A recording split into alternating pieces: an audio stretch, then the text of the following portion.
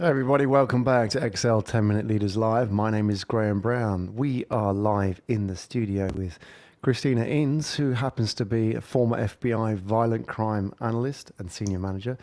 She's turned her hand now to podcasting, writing, and amongst other things, other endeavors. Christina, welcome to the show. Thank you so much. Happy to be here. Excellent. I'm sure people are fascinated by your past as well. It makes great dinner time conversation. So Yeah, we're going to go there, learn a little bit about your story and how you got to where you are now. So we've got 10 minutes together. Are you ready? ready to go. Rock and roll. Let's do this then. So what does it say on your business card if you have one, Christina? I don't have one. So essentially my business card is my website, which is a link to all my resources, which is really what I'm all about. Excellent. Well, we're going to share that at the end. Stick around to find out what Christina has. She's going to share the website link. If you did have a business card, what would it say? Well, on my LinkedIn profile, it says professional development firm owner and awesome super achiever. Super achiever. Yes. All right, good. Well, we'll have to learn a little bit about that. What exactly is that? So a super achiever is different than an overachiever. An overachiever is one that is going after those goals hardcore to the detriment of themselves, essentially. Whereas a super achiever is able to get a lot done while they're also making positive change in the world. Are there too many of one and not enough of the other in this world? Yes. Need I ask which is which? What's the problem? Why do we find ourselves in this situation, Christina? Oh, good question. So when we're overachieving, it's almost like we're trying to fill an empty spot in us. Like we're addicted to the achieving because it makes us feel better about ourselves. Versus a super achiever is a lot more confident in who they are. They're self-aware, and they essentially have a goal of making the world a better place. Yeah. So you help people with this. You do this through, is it through coaching, through training, through education, consultancy? Yeah. How would that work? So I have a lot of different resources because I like to get my hand in a lot of different pots. So the main part of my business actually is professional development courses. And these are quote unquote the soft skills. I like to call them human skills, like emotional intelligence, feedback, coaching, leadership. So I have some instructors and coaches that we do that.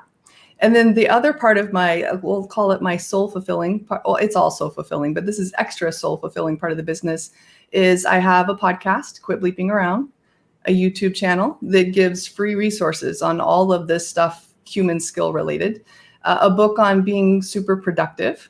And then my latest joy, escape rooms, how to use escape rooms to further develop yourself. How does that work then?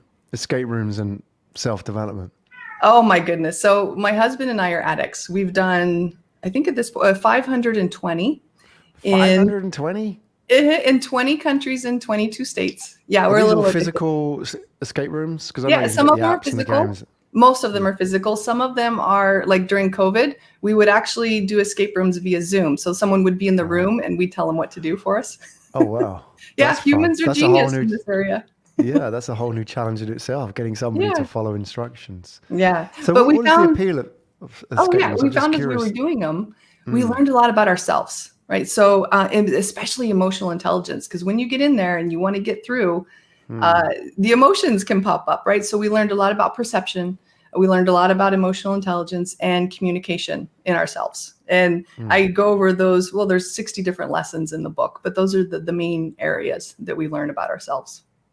Fascinating. If you were to put 10 random people into an escape room, maybe different rooms themselves, and without really knowing much about their profiles, how would you generalize these are the ones that will be successful and these are the ones that won't be successful? What's it more related to? Is it related to qualifications, experience, intelligence? What?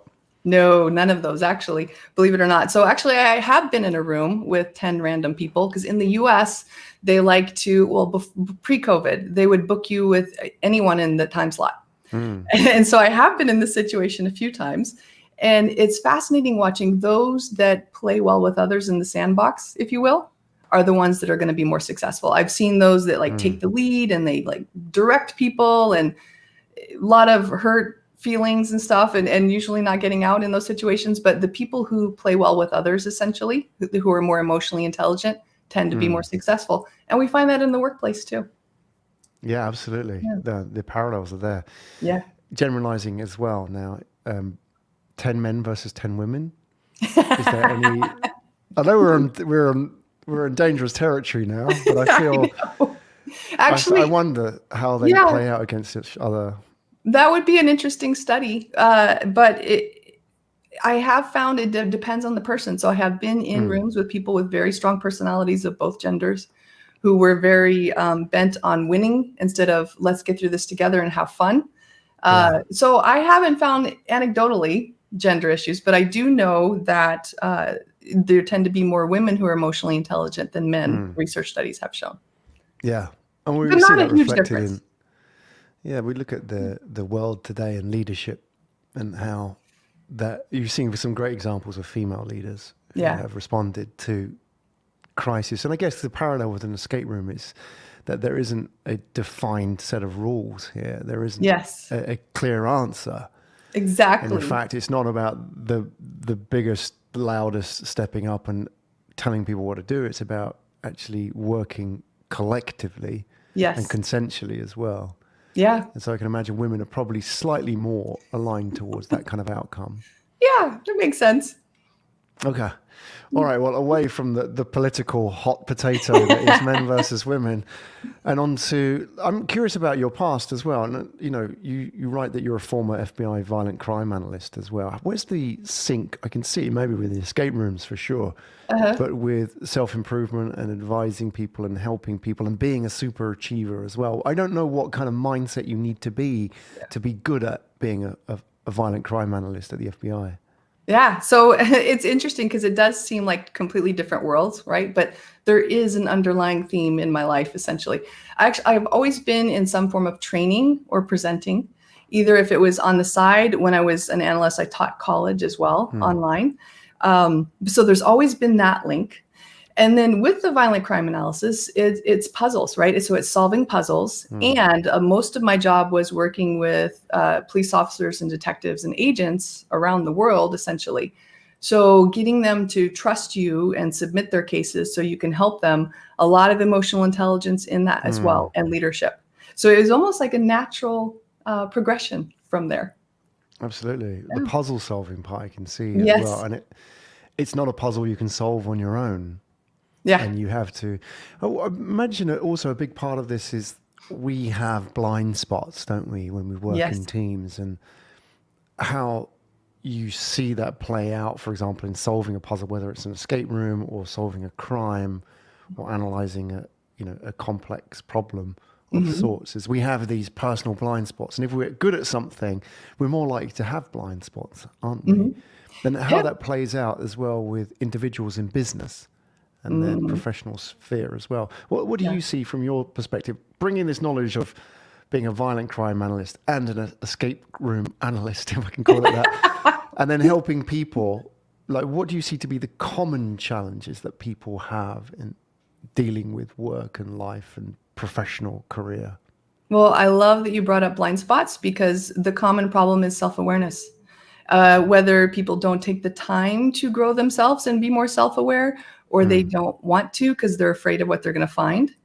It's essentially becoming more self-aware, being open to feedback from others, because you need that in an escape room, right? And then also being open to other perspectives, realizing that they complement ours, not contradict ours.